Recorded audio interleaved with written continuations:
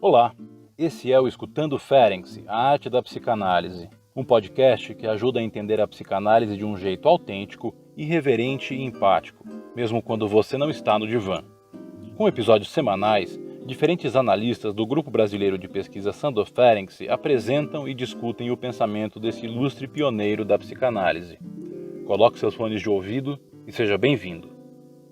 Estamos aqui para falar do psicanalista Sandor Ferenczi, a Jogondar, que é psicanalista e vice-presidente do Grupo Brasileiro de Pesquisas Sandor Ferenczi, o Eugênio Canezin Dalmolin, psicanalista e membro do Conselho Executivo do grupo, e eu mesmo, Daniel Kupperman, psicanalista e presidente do Grupo Brasileiro de Pesquisas Sandor Ferenczi. Jô, você poderia falar para os nossos ouvintes um pouco sobre quem foi Ferenczi? Vamos lá, Daniel. O Ferenczi nasceu em 1873, em Budapeste. Ele morreu em 1933. Ele era filho de uma família de judeus poloneses que foram para a Hungria. Então, ele foi um psicanalista de primeira geração. Ele conviveu muito com Freud e foi, durante muitos anos, o discípulo mais próximo do Freud. Mas eles eram muito diferentes, porque, apesar deles serem contemporâneos, o contexto dos dois era muito diferente. Freud vivia em Viena, o Ferenczi vivia em Budapeste. Eles viviam sob um mesmo império, que era o Império Austro-Húngaro.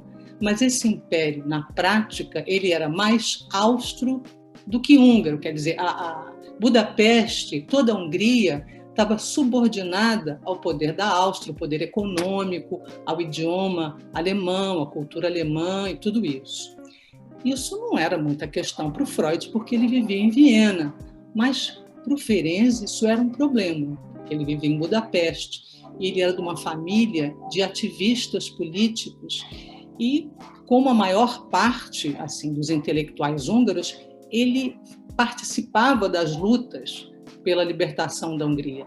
Isso dá um caráter muito particular, inclusive, para a entrada da psicanálise na Hungria, porque até a Primeira Guerra Mundial, os húngaros tinham que falar alemão na rua, alemão no comércio, nas universidades, nos contratos, mas na intimidade, quando eles brigavam, quando eles amavam, quando eles se emocionavam, eles falavam em húngaro. Então, eles falavam húngaro na intimidade. Quando a psicanálise entra na Hungria, as sessões se fazem em húngaro e não em alemão. Então, o húngaro vai ser, nesse momento, e a psicanálise feita em húngaro vai ser alguma coisa muito afetiva, alguma coisa da intimidade e, ao mesmo tempo, vai ser uma resistência política. E eu acredito que por isso que na Hungria a resistência política e os afetos eles são uma parte muito importante da psicanálise e são muito importantes no Ferenczi. É como se fossem dimensões inseparáveis no Ferenczi. O Freud e o Ferenczi, eles têm desejos diferentes também em relação à psicanálise, porque o Freud era um pesquisador genial, ele estava construindo um campo de saber, ele queria um reconhecimento científico para isso, mas o Ferenczi era um ativista político e ele era também um terapeuta muito sensível para os jogos de poder, para o sofrimento das pessoas. Ele era, sobretudo, um clínico, mais do que um pesquisador. E ele tinha sempre uma afinidade com esse lado mais frágil da corda, em qualquer relação que esse lado mais frágil estivesse, nas relações políticas, entre crianças e adultos, entre pacientes e analistas, entre heterossexuais e homossexuais. Ele sempre foi alguém afinado com as minorias. Então, a gente pode dizer que ele fazia uma clínica minoritária desde o início. E talvez por isso, e por todas as modificações que ele fez, os questionamentos que ele fez à psicanálise por conta dessas relações de poder, ele foi considerado um enfant terrible da psicanálise. Mas ele já era um enfant terrible mesmo antes, quando ele era psiquiatra, antes de entrar do encontro com Freud, de entrar na psicanálise, ele já era alguém que se interessava em ouvir as prostitutas, em ouvir os dissidentes de todo tipo. O Ferenczi, em 1905, ele propôs a criação de um comitê de defesa dos homossexuais e ele se tornou correspondente na Hungria desse comitê de defesa. Quer dizer, ele sempre foi alguém que esteve muito atento a todos esses minoritários, tanto que o primeiro texto do Ferenczi, quando ele entrada da psicanálise, é o cartão de visita dele, é um texto sobre a ejaculação precoce, mas do ponto de vista da mulher, como as mulheres sofriam com a ejaculação precoce dos homens nessa época. Então, o Ferenczi e o Freud, eles, apesar de ter esse convívio muito forte, eles tinham diferenças importantes, marcantes, e eu acho que a diferença talvez principal e que deu margem a uma dissidência entre eles foi relativa a uma concepção de trauma. E aí eu acho que o Eugênio pode falar melhor disso. Bom, alguns pontos fundamentais, talvez, para entender essa diferença, né? Ou um ponto, pelo menos, fundamental para entender essa diferença diz respeito à observação de como a experiência clínica confronta o psicanalista com uma série de narrativas, de situações que podem, né, ou poderão ser avaliadas como sendo da ordem da realidade material ou da fantasia. Isso fica muito evidente quando o Ferenczi vai trabalhar, né, como um paradigma para o desenvolvimento da teoria dele sobre o trauma, com a questão do abuso sexual infantil.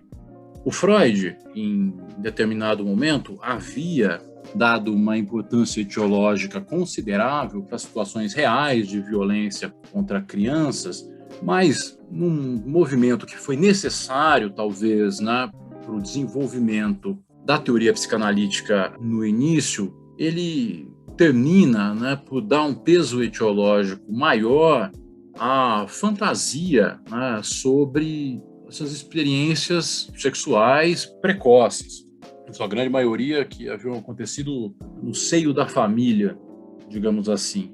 O Ferenczi, ouvindo pacientes que tinham experimentado, né, situações dessa natureza, não fica completamente convencido de que a fantasia tem, na balança etiológica, um peso tão maior do que as experiências reais de violência.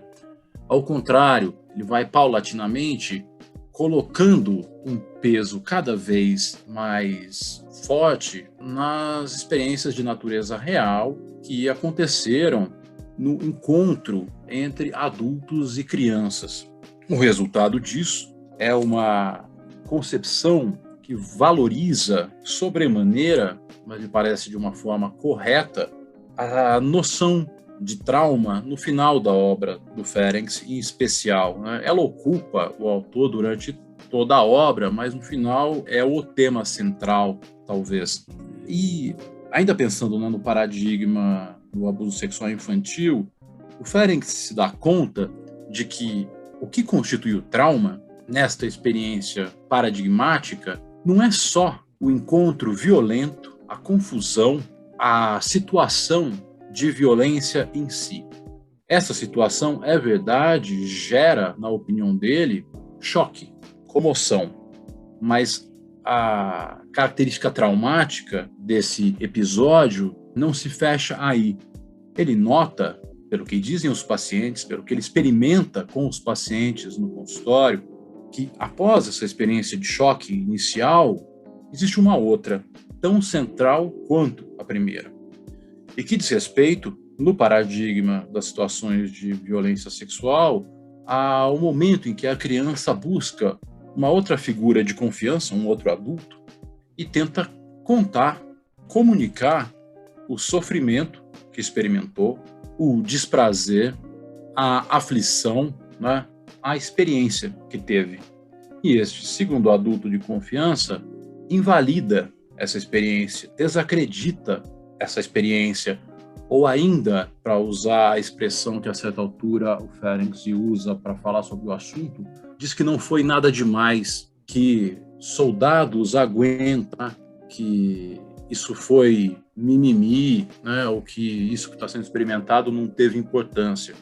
Resultado, ao primeiro choque se soma um segundo, que é invalidante e que diz respeito, para usar essa expressão, a uma experiência radical de abandono. Isso e essa constatação mudam, em boa medida, o tom da clínica do Ferenczi e, consequentemente, né, dos analistas que se inspiram, né, no estilo de clínica que ele apreende também a partir dessa centralização da noção de trauma. Eu acho que o Daniel pode nos falar um pouco, talvez, sobre o estilo clínico do Ferenczi.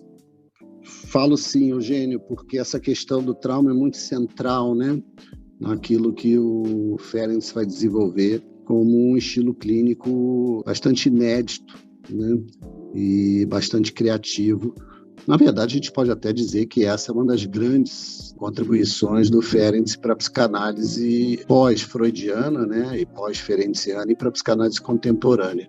É uma clínica que leva em consideração o evento traumático, porque, a partir disso que o Eugênio destacou, né, uma vez que o trauma não é simplesmente uma experiência de violação, de violência, mas também uma experiência, né, de desmentido, de não encontrar a quem dirigir o testemunho da dor provocada pela violação, o Ferenczi, na verdade, ele percebeu que a clínica psicanalítica, ela tem, se ela não for exercida de uma maneira sensível, ela tem um potencial traumático, ou seja, o analista, mesmo que essa não seja a sua pretensão, se ele se refugiar, se ele se proteger demais do encontro clínico, por exemplo, por um apego muito rígido à técnica, né, à neutralidade, à abstinência, alguns dos princípios que regiam a técnica freudiana, esse psicanalista ele vai ser um traumatizador, ainda que a sua revelia. Então, essa reflexão ocupa, né, um espaço muito central no pensamento do Ferenczi, e ele parte, na verdade é muito bonito acompanhar isso, porque ele parte a partir de 1919, né, ele desenvolve alguma coisa que estava já presente no Freud, no campo psicanalítico, que ficou conhecida como técnica ativa. Então, era uma maneira de tentar dar conta, ou de tentar resolver impasses da clínica psicanalítica da primeira tópica, impasses esses que o Freud se dava conta em 1914, né? Depois com todos os problemas que Freud encontrou acerca da transferência. Então, essa técnica ativa, ela pressupunha que o analista pudesse, então, dar algumas ordens ou proibições, de modo a que o setting ficasse mais atravessado pela atenção, por uma excitação psíquica, que fizesse, então, a associação livre voltar a ser produtiva para o paciente. O que o Ferenczi percebeu após alguns anos é que esse tipo de procedimento, que a gente pode considerar que é um procedimento um tanto intrusivo do psicanalista, um psicanalista excessivamente presente, de um modo ativo, ela, na verdade, acabou reproduzindo muito fielmente a situação da relação entre adultos e crianças, da relação entre professores e alunos, entre pais e filhos e, consequentemente, das relações potencialmente traumáticas. Isso fez com que o Ferenczi, então, promovesse uma virada espetacular, né, em 1928, quando ele, então, publica, né, principalmente 2 textos, né, um chamado Adaptação da Família à Criança, onde ele volta a dar destaque para a questão ambiental, para a questão desse ambiente no qual a criança chega, né, e do modo como ela é recebida, do modo como ela é acolhida e, consequentemente, as falhas ambientais como causadoras de traumas. E depois ele pensa que a própria clínica psicanalítica ela deveria se adaptar às necessidades dos pacientes, sobretudo os pacientes mais comprometidos, os que apresentavam um sofrimento diferente da neurose. E aí ele escreve um texto célebre na história da psicanálise, que é a elasticidade da técnica psicanalítica, onde ele propõe, então, o que a gente pode chamar de um estilo empático na psicanálise. Esse estilo empático, ele influenciou uma série de autores. A gente pode lembrar principalmente de Winnicott, que é um autor bastante conhecido no Brasil e que se inspirou muito nisso que o Ferenczi apresenta como um analista que possa não apenas escutar o recalcado no seu analisante, interpretar esse recalcado, mas um analista que possa estar presente com a sua sensibilidade no setting. Isso faz com que a psicanálise seja aproximada de uma ética do cuidado, que inspirou tantos psicanalistas depois de Ferenczi.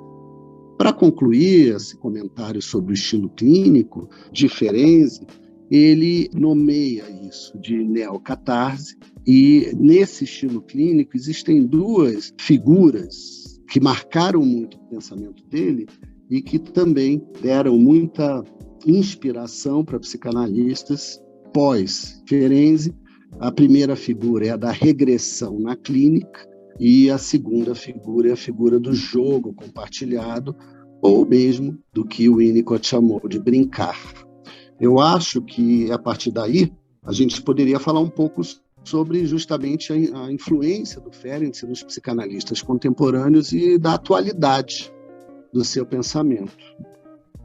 Pois é, Daniel. Por que um analista que morreu em 1933 ele é tão atual e ele tem sido tão lido atualmente, né?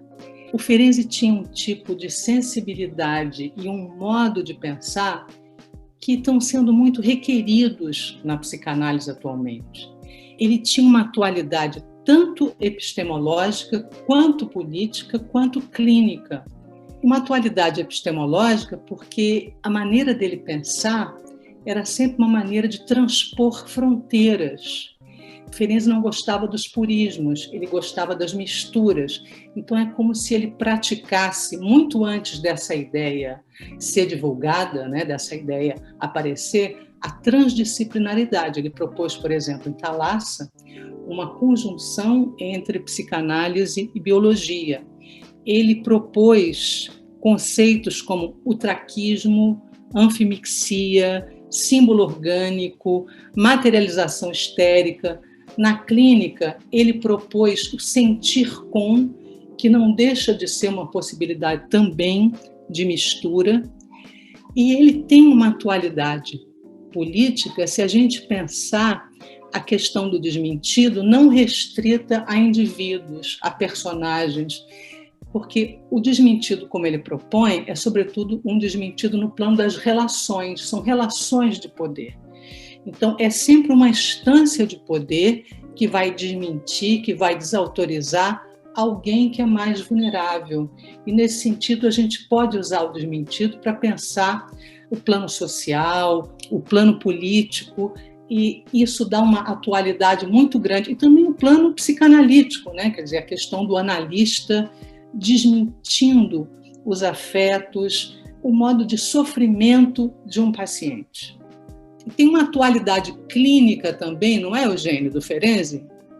Bom, acho que isso acontece por algum dos motivos que o Daniel pôde elencar, ou seja, uma certa percepção, né, de que determinado tipo de paciente, para falar nesses termos, precisa, né, e demanda não só uma adaptação clínica maior, né, mas também recursos teóricos de outra ordem do que aqueles que compareciam até então, né, na clínica. Já no final dos anos 20, né, no começo da década de 1930 também, pacientes em que o recalque talvez não seja o principal mecanismo de defesa, sem dúvida não é exclusivamente, né, o mecanismo de defesa utilizado, pacientes cuja formação, né, psíquica, digamos assim, incidiu situações muito precoces de traumatização, de abandono, de falha no encontro com o meio em que estavam. Então, o desenvolvimento de uma teoria que permita pensar em como melhor atender esses casos graves, difíceis, acaba trazendo consequências teóricas bastante importantes, atuais, em especial porque, né, me parece, a psicanálise contemporânea, se não toda, boa parte dela, se concentra no atendimento e tentativa de compreender, né, esse tipo de caso em especial, que demanda muito do analista. Eu não vou dizer que demanda mais, né, mas faz uma exigência em termos de contratransferência, de convocação de afetos, né, de movimentação e mudança da dinâmica psíquica que o paciente está experimentando e sofrendo com ela. Nisso que será chamado, né, por outros autores de não neurose, o Ferenczi identifica um mecanismo, né, é capaz de descrevê-lo, que é a clivagem. Isso, Eugênio. A clivagem é um mecanismo que é diferente do recalque, mecanismo próprio da neurose. Na clivagem, a questão não é você enviar uma ideia inconciliável para o inconsciente porque ela não combina com a imagem que você tem de você mesmo. Na clivagem é o eu que se divide, e às vezes até se pulveriza, porque é um choque tão grande que é como se o seu eu ficasse, o Ferenczi fala que é como se transformasse num saco de farinha. Então você não consegue nem recalcar, porque você não tem uma representação do trauma. Aquilo fica impresso no seu corpo. E é por isso que o corpo é tão importante nesses casos. Você perceber os brilhos no olho, você perceber os gestos, perceber a atmosfera, perceber os movimentos, porque o trauma nunca vai aparecer pela palavra. Quer dizer, quando o sujeito ele tem mais clivagem do que recalque, você deve estar muito atento às questões, às manifestações corporais. O Ferenczi prestava muita atenção nisso. Também há contribuições para pensar o Brasil hoje, me parece, né? Trazendo isso um pouco para o nosso quintal, né, Daniel? Então, Eugênio, isso que você falou fez com que o André Green dissesse que o Ferenczi é o pai da psicanálise moderna, né? No que se refere à clínica, porque o analista tem que participar daquilo que é produzido, né, desse trabalho de transformação de sofrimento psíquico em potência expansiva.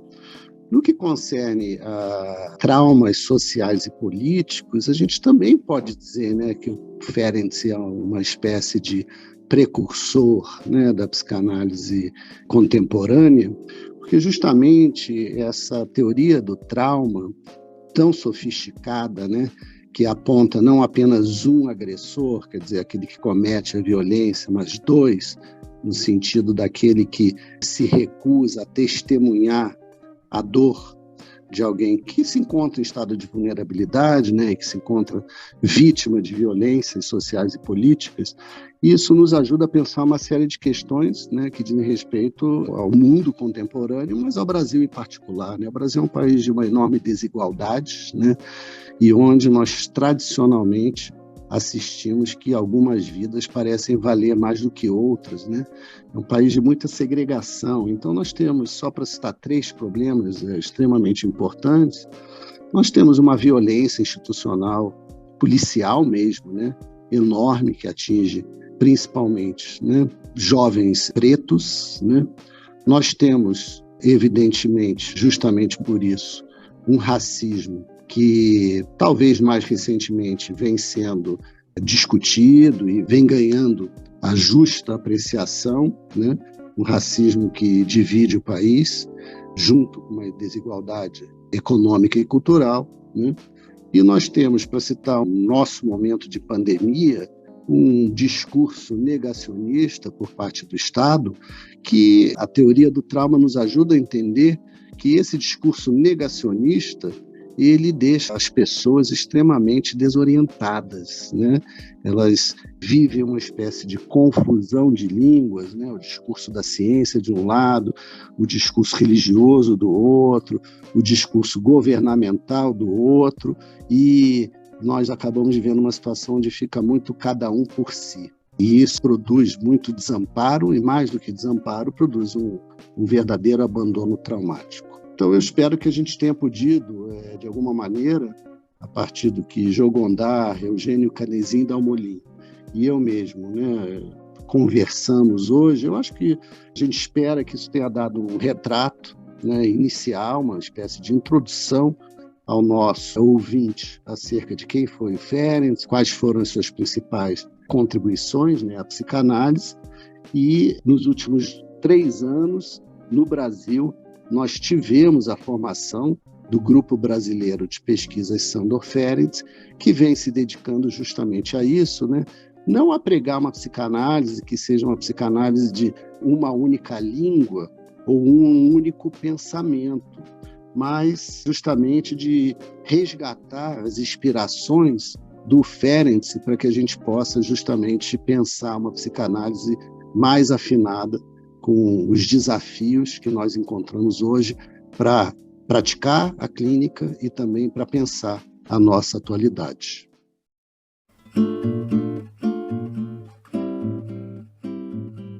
Esse foi o Escutando Ferenczi, a arte da psicanálise, um podcast organizado pelo Grupo Brasileiro de Pesquisa Sandor Ferenczi. Os episódios do Escutando Ferenczi são publicados toda sexta-feira. E para quem quiser saber mais sobre o nosso grupo e atividades, estamos também no YouTube e no Instagram. Até a próxima semana!